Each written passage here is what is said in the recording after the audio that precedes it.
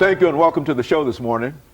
The topic this morning is Big Brothers and Big Sisters of Middle Tennessee. And we're fortunate to have with us this morning to talk about Big Brothers and Big Sisters of Middle Tennessee, the CEO of Big Brothers and Big Sisters of Middle Tennessee, Mr. Lowell Perry.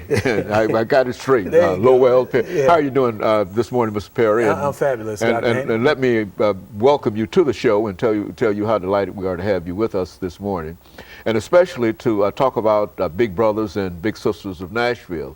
I think I have to admit that we had an opportunity to see you on another show, and the information that you gave was so impressive that we decided that this would be an opportunity for us to talk about Big Brothers and Big Sisters and have you to come by and to give us some information. Why don't you take the first segment of this show, Mr. Perry, to talk about your background, your education, and some of the things that eventually led you to the CEO, in a real sense, of Big Brothers and Big Sisters of Middle Tennessee, and then we'll talk about other things. Okay. Well, Dr. Haney, again, thank you for having me on, and it's always a pleasure to come out and talk about the organization and all. And I'll give you a little bit of a background on me. I actually grew up in Detroit, Michigan.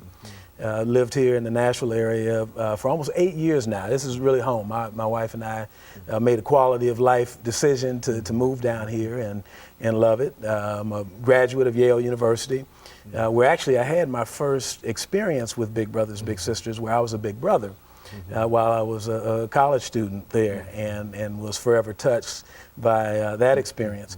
I think I bring a really unique background to this thing. I've never been involved in the social profit sector before, and some people call it nonprofit. I don't particularly like that term, but this is the first time that I've ever been involved in it. I've done things from running a manufacturing company for a number of years, had my own marketing company. I actually worked in professional sports for almost 9 years. I was with the Seattle Seahawks organization in the front office, and then spent a year with the Mariners as well.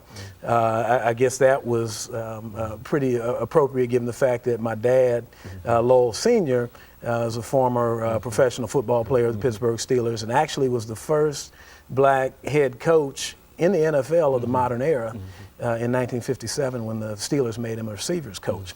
So, kind of followed that track along, and combined all of the business and some of the things that I learned educationally, and I see now that I was being prepared for this point in time to run this organization, because I've utilized everything that I do personally, professionally. My hobby is acting.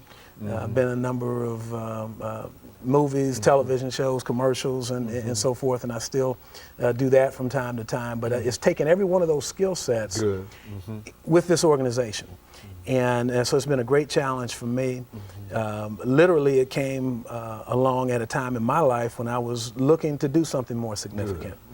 And my wife, Kathy, was looking through a Sunday Tennessean one day, and she saw this ad for CEO Big Brothers, Big Sisters of Middle Tennessee.